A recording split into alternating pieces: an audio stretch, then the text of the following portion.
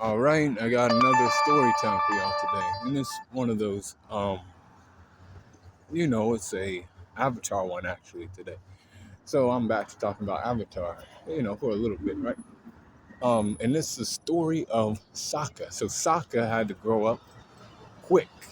His mother died when he was young, but then he was given the responsibility of taking care of his sister, and not just his sister, but watching over the water tribe. He was the only man there, and he was only like what 15, if that. Like this man was, young man was, the only one there. You know, everybody else was off fighting off the Fire Nation, so they wouldn't even make it to like the Southern Water Tribe. So this young man had to hold down best he could. Um, Katara, you know, had to help him out though a lot. And it's because he's a non-bender and he's not the best at using weapons yet. But throughout the story, he gets better at, honing his fucking skills, and he does. So this young man, Sokka, then finds Aang, but to him, he's more of a liability. He can get us, fucked up by the Fire Nation, right? We will, we should just hand him over. We don't need to be dealing with this right now. They just want him, and Aang just turns himself in. But then Sokka, he feels sad because, or not sad, but he, won over by Katara because she feels sad. And then he's like, oh man, he was willing to do that, for us. So I guess we can, help him out. So he does, and they come with Appa and, they get out of there. And during the beginning of Avatar, Sokka's not doing too much. He's learning things, He meets two females. He meets Suki on Kyoshi Island. He learns that the Kyoshi warriors are actually, warriors, and they should be respected. They're looked down upon, right? She has, all these, moves that she uses. They're non-benders too, by the way. They use like fans and shit like that, but they're metal fans, and, shit like that. They know how to like move like ninjas, and he's like learning a little bit of their ways. But then the Fire Nation attacks because they're after Aang, and then he has to leave with Aang. He gets taken by Mr. King Boomy. King Boomy takes him. And he's like, hey, Aang, if you want to save your friends, you gotta have to beat me. And if you can't, they'll die. Teaching Aang a valuable lesson about, who he is and like the grand scheme of things. So then, he beats Boomy, and then Sokka saves. Sokka then, moves on with Aang. And Katara meets Jet, and he's like, I don't like Jet either. My sister is like, she's falling for this guy right now. But he's also not the best guy because Aang tells him, things too, right? This guy's stealing from the people he's supposed to be protecting. And then, Sokka's like, damn, you're right, I guess. She shouldn't be with this guy. She gets away from him, and, Sokka's, slinging a boomerang around every once in a while, but he hasn't made his impact yet, like how, we like him to. So it gets to the point where, they're, Katara and Aang are doing most of the fighting. He's there, and he's the older person in the group, but he just, he can only do so much as a non-bender.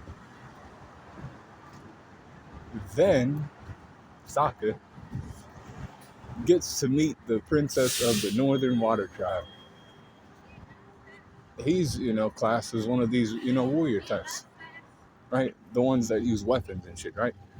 Katara is upset because she's classified as a healer. She ain't supposed to be going into battles, but what he knows and what everybody else knows that's part of that team,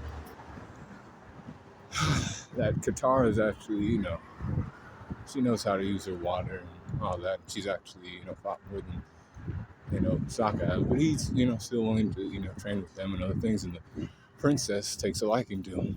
He's like, wow, the princess likes me? shit, I must got, game, shit like that, right? Um, and I must. But he then loses her. Why? Because she gave her life to save the moon spirit. It was, they had, um, they took form as two fish in the physical realm. And basically what happened was, oh shit, the one fish died. I believe it was the white one, the moon spirit, died, and that cast the clouds red with blood. That made the waterbenders powerless. Sokka didn't want her to die, but she had to. She's like, I'll be in the moon. Sokka's like, oh my god, she's gone. But he remembered he had somebody else out there. That was Suki from the Kyoshi Warriors, so he was all right. So after, the encounter with Zuko and all of them in the Northern Water Tribe, they get to the Earth Kingdom. And the Earth Kingdom's like, hey, we can make moves right now. We need the Avatar to use the Avatar State right now. We can get him to fight Ozai, and he could just, whoop his ass right now. No waiting required. We have the most powerful weapon on the planet right here in the Avatar. And that's this guy's simple way of thinking about things. He's like, yes, we have to do that. But then Katara and Sokka are like, well, he has to learn all, 4 elements before he does that. And he's like, no, he doesn't. He already has all that. He just taps into it in the Avatar state. That's all he needs to do. And, shows the Avatar state to this guy, but then they're like, we're going to go on our way and find some, people. Sokka, he gets trapped in an illusion in the forest. When they get to the forest, he sees Uwe, that girl who is the Northern Water Tribe princess. He sees a vision of her, and he's like, damn, I miss her and shit. But then, it's like one of those things where the forest brings those kind of memories out of people. Things from your past or things that haven't happened yet. And he might be like, it shows you visions. That's what happened to Aang. With Katara and Sokka, though, they saw, people in their past that they cared about. So, after that, Sokka moved forward, right? Sokka went to Omashu with Aang and all them. And he had a meeting with Ty Lee, and she hit his vital spots, certain chakra points on the body, rendered him immobile, right? So then he couldn't fight. We get to the part where, and after Aang handles shit in Omashu, for the most part, it's still occupied by Fire Nation, but one day, things will get better. Because Aang now understands what he has to do. He has to take his job seriously.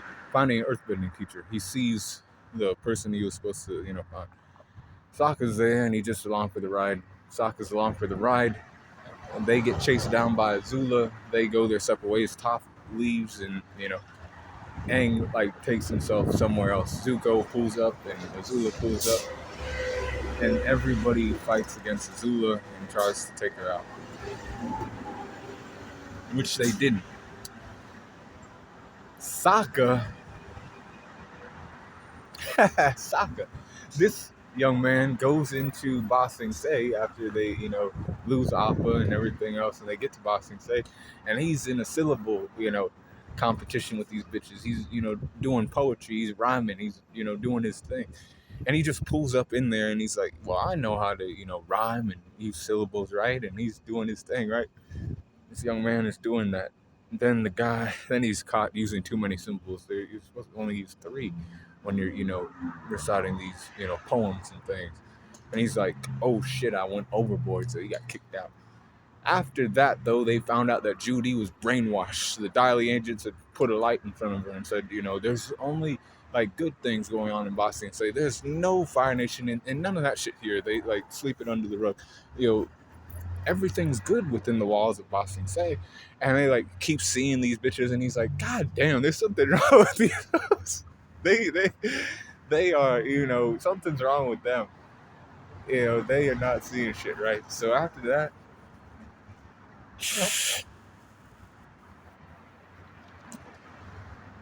Sokka's like, Jet's here, but Jet's not the same guy anymore. Katara, you shouldn't worry about him, but she still does. Aang leaves to learn the chakras and like get him in balance so he can, go into the Avatar state. He's almost done with this training, and he sees that Sokka and all them are in trouble. Goes back to the Earth Kingdom. Come to find out that Suki was taken down by Azula. Sokka's upset because Suki's in danger now, and he's like, God damn, Suki was, kidnapped and, taken, and their clothes, now you're trying to act like you're the, Kyoshi warriors, but you're really, the Fire Nation in disguise. Aang loses that day, and then, when things happen, they're on a coded ship. They stole a Fire Nation ship.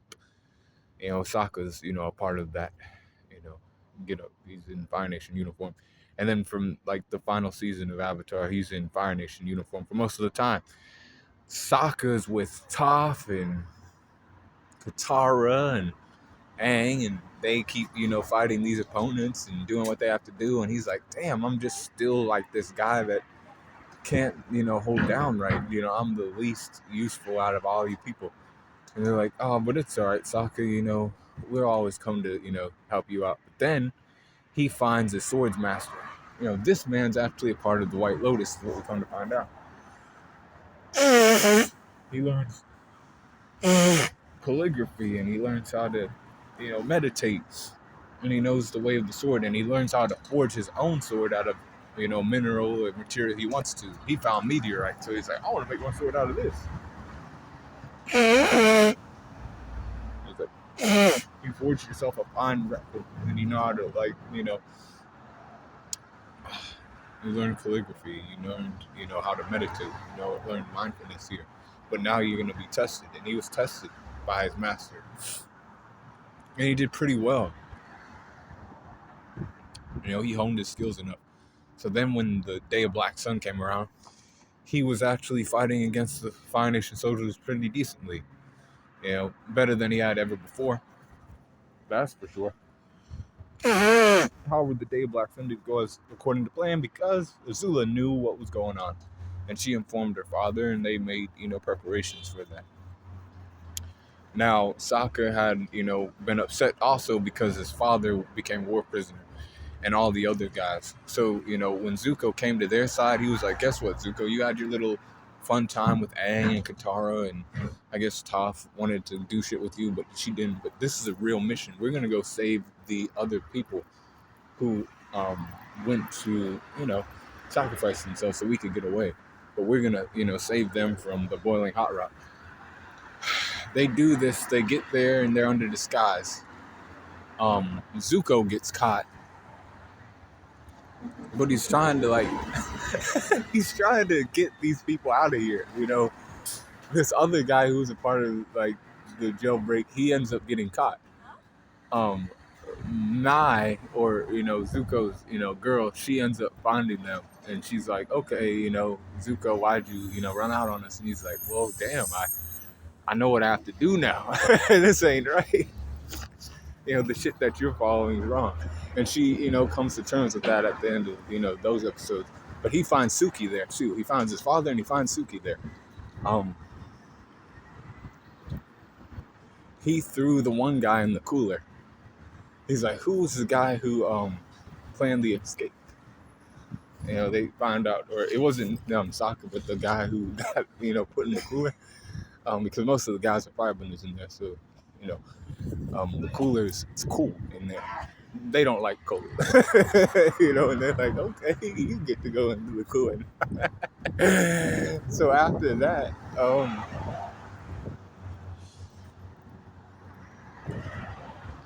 Sokka got out of there with everybody. He helped everybody escape.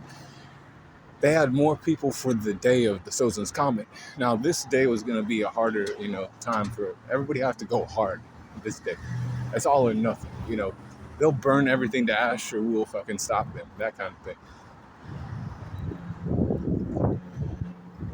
Sokka finds out Aang leaves from Ember Island. They don't know what happened to him, but they know that they still have to fight. He's fighting alongside Katara and Toph, and he's doing his thing. When everything's said and done, he just continues his sword practices, and he becomes a part of the police force with, Toph Beifong. He kind of just helps her out with that kind of thing. It's not one of those things, and he's not a part of Korra for some reason. They didn't want to give him that kind of love,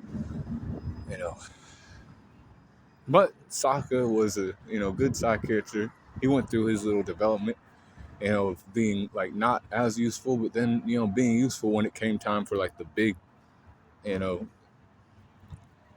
moments, like in the wartime, and, saving the war prisoners and all that shit. He did that, right? And all of them didn't do that. He, helped out in that kind of way.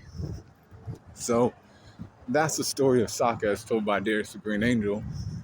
Be cool, call in the corner and let me know what you think about that.